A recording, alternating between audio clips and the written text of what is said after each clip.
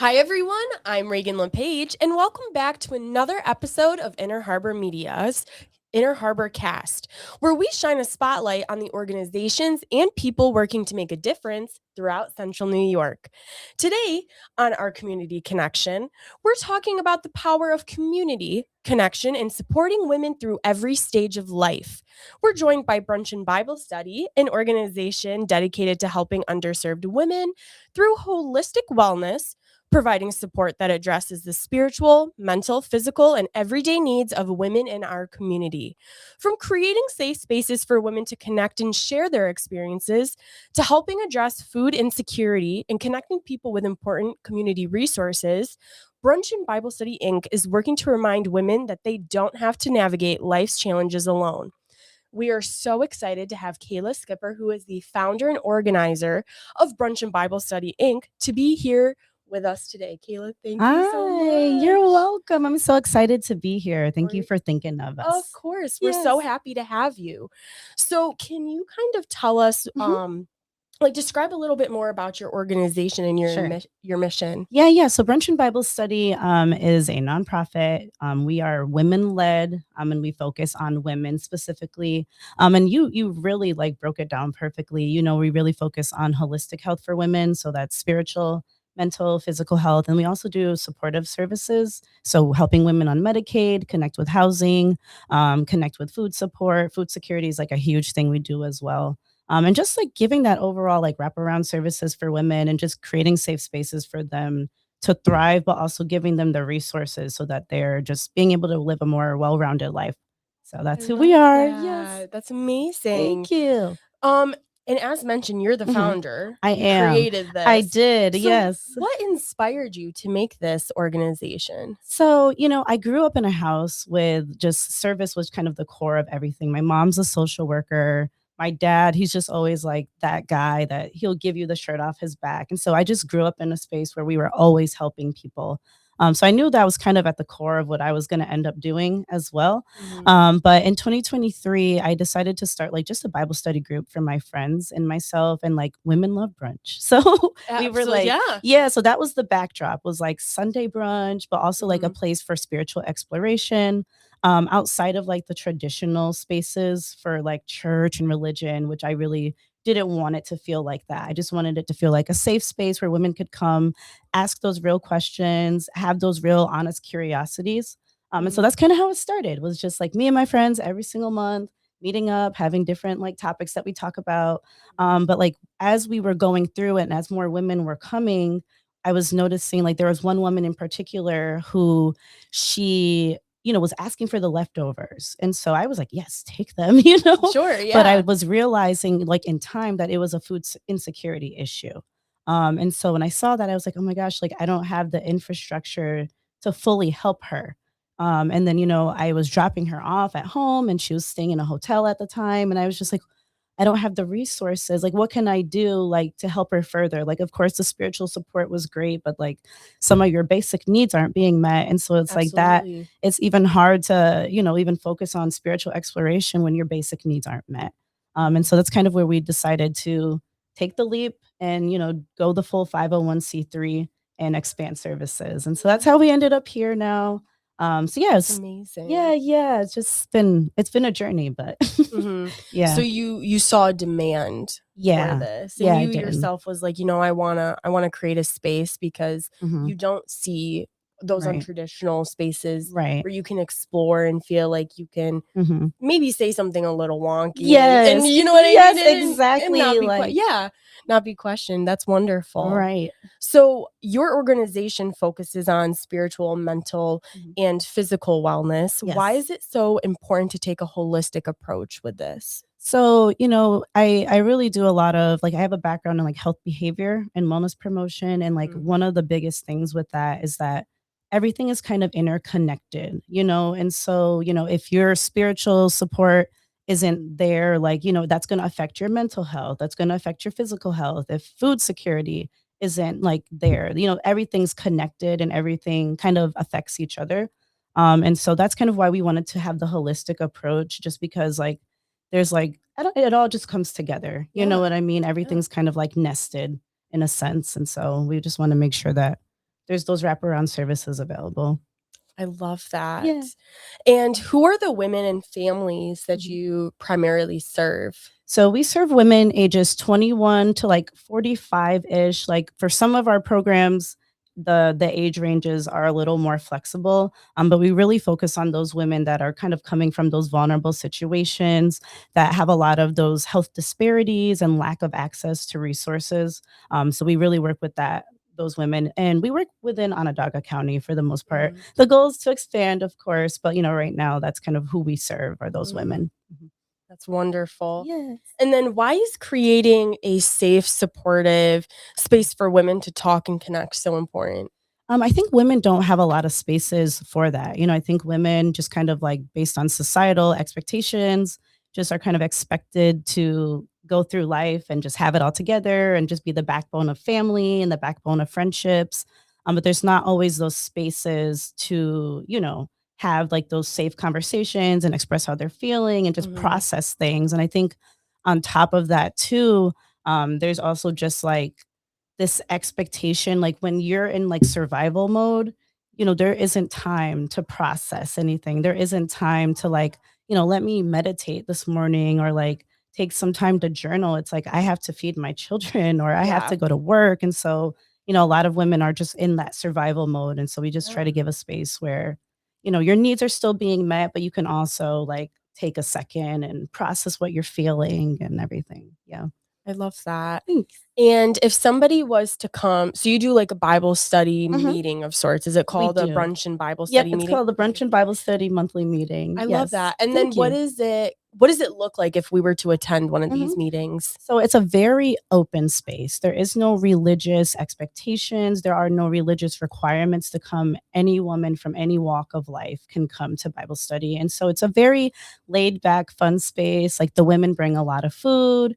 And we usually do like some sort of activity attached to each Bible study. So like last month, we had a pool party and we like had a flag day and everyone brought like their flags from their cultures and we celebrated Very that. cool. Yeah, Yeah. and it tied in with the theme we talked about that day. So we try to keep it like, always attached to something that's tangible or relatable to the women and just like their lifestyles and everything. Yeah.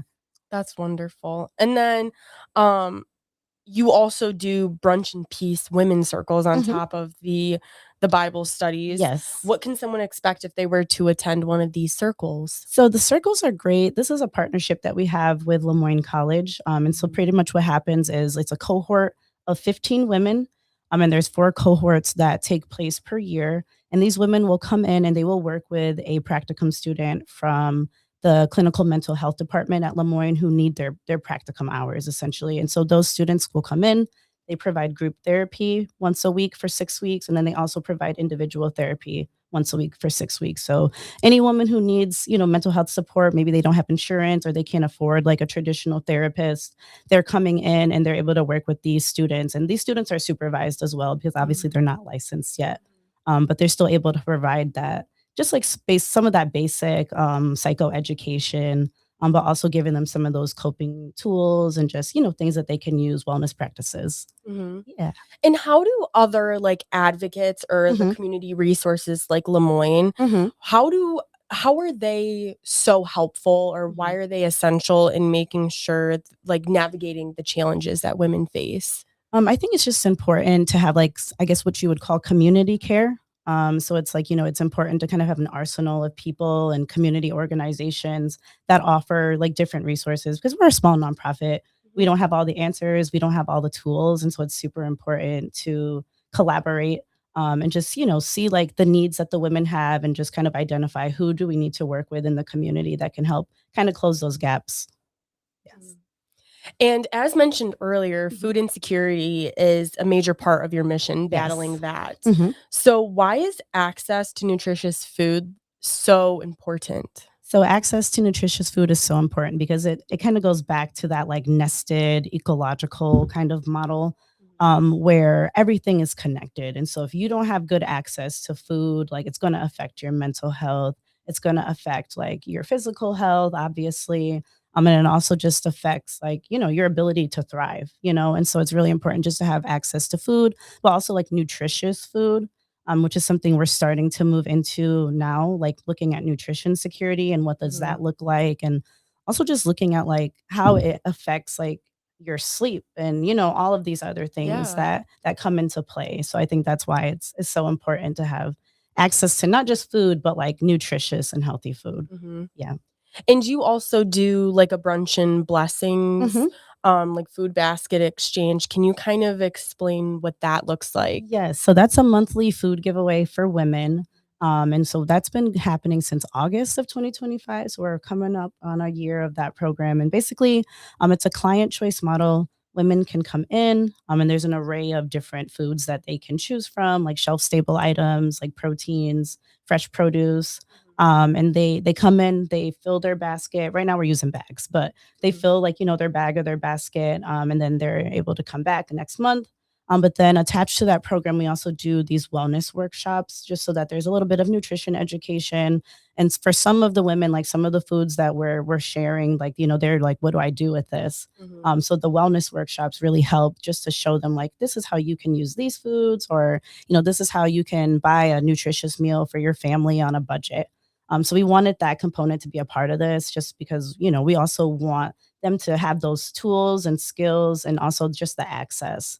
Like if this program were to go away, they still kind of have the education and know like how to get the foods that they Yeah. need. Hmm. So the idea of a food exchange is like a Hmm. give and take model, Yes, right? What yes. does that mean to you, like the Mhm. give and take idea of things? Yeah. So the give and take for this program in particular is just like for the women that we Mhm. serve and helping them to realize that like, they can have a part in this.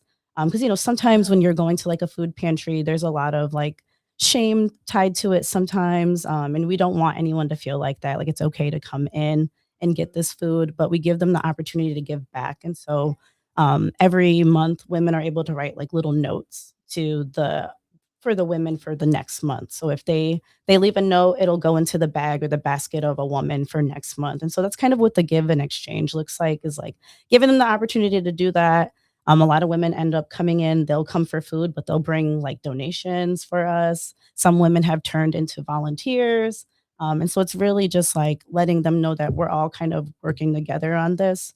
Yeah. Absolutely. So when it comes to these brunch and Bible studies Hmm. meetings and the brunch and peace women's circles Hmm. or even the food basket Hmm. exchange, um, of course, like you serve women Right. and like children, but like is who can participate? Is it like Hmm. exclusive to people? Like, do you know what I mean? Like Hmm. who Hmm. really can come to this Right. event? Yeah, so we do primarily serve women. That is our demographic. Mhm. Obviously, like if a man shows up, we're not going to be like, "You're not allowed to Of be here." course, yeah. We'll let them know, like, "Hey, we serve women." But we try to give out resources. Like, obviously, if someone comes in and they ask for a water, we're not Mhm, going to turn them away. mhm. But we do primarily work with women. That's our mission. And that's just kind of who we want to be in the community, is just this space for women to come and just know that it's Yeah. for them specifically. Mhm. Mhm. And with these events, how do Mhm. you incorporate spirituality Mhm. into conversations about self-care and Mhm. wellness? So, we try to keep the spiritual pieces a little bit separate. I try to keep it contained to like that Bible study or Mhm. spiritual pillar of our services. Okay. But, a lot of times, like the spirituality also comes in with just like the wellness practices that we do. So sometimes we have yoga, sometimes we'll do meditation. Like, at the women's circles, it might start with like a meditative practice. And then it also just comes in through the acts of service. I think that's another way that we kind of embody like that spirituality and just like making people feel connected to something higher, Mhm. is just like helping them to see that they're loved and helping them to know that Yeah, someone's here to serve them. absolutely. Yeah. What do you wish more people understood about the challenges Mhm. underserved women are facing in the Onondaga County area? I think the biggest one right now that we're dealing with is in regards to housing. I think a lot of people think like, oh, it's just unhoused women or women without Mhm. jobs that cannot afford housing. But a lot of the women that we are serving, they have full-time jobs. They're making an income, and yet it's just still very difficult Yeah. to get approved for an apartment.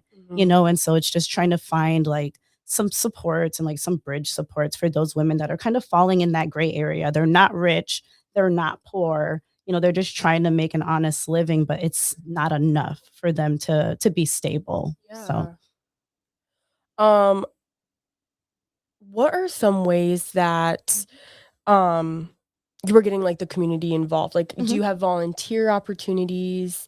Maybe there's a community partnership, anything mhm. along those lines. How can we help support your cause? Oh, yes. So we're always looking for volunteers. We have some volunteers that come in office like weekly and they work in our clothing pantry. Mhm. So that's like a big one, people who want to come and sort clothes. Like we got a lot of clothes just this week, like tons of Yeah. donations. And so that's always a need.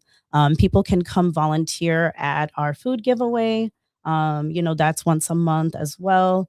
Mhm. And then we're always just needing donations, like I said, for our clothing pantry. Like women come in and sometimes they just need the basic things like bras and panties. Mhm. So donations like that are also great.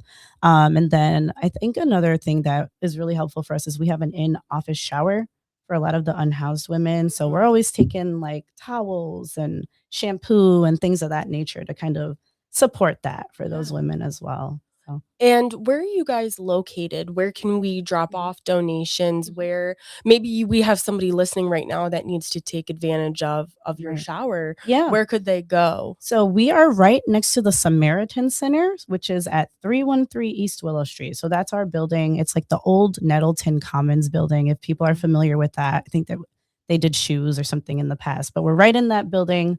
And then our office is right in the bottom. It's Suite 102. And so people can come there. It's completely, fine for people to come stop and drop things off. And they could also, call or email us to coordinate and set something like that up. And you also have a website. We do, yes. So Mhm. that's www.brunchandbiblestudy.com. You go there. Hopefully, we're the only one that you Yeah. see. Yeah. Yeah, and so they can always go there. Our contact info is on there as well. And then we also post a lot of things on our social media, just like what we're doing for the month, any events, opportunities, things of that nature for people to take advantage Very of. cool. Very, Yes. very cool. And you are looking for a new board of directors, is that correct? Yes, we are looking for a board chair right now. Mhm. So we have 9 wonderful women on the board, and I just wanna just say, like, thank you to them because they've kind of been here since the beginning. They're Mhm. very supportive of everything that this organization does, and it does take a village, to do this and do this kind of work, and so, like, our board is just a very strong group of women, Mhm. but we are looking for a board chair right now. Mhm. So, if there's anybody who's interested in that position.